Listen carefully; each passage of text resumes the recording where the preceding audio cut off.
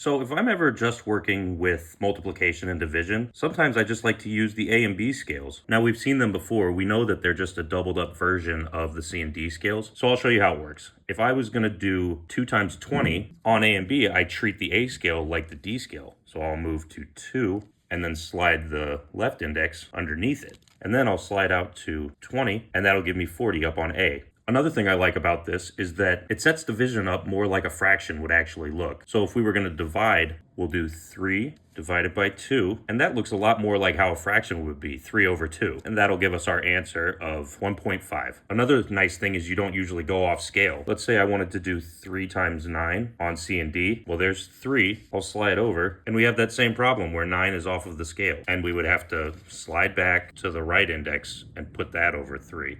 But on A and B, we typically don't have to do that because it's so much longer of a scale. Now, my theory is that the A and B scales were probably the initial scales that they used for multiplication and division. And then for whatever reason, they probably moved over to C and D. And that's probably more to do with the trig scales and having those line up. But kind of cool. If you're just doing division and multiplication, you can definitely just use the A and B scales.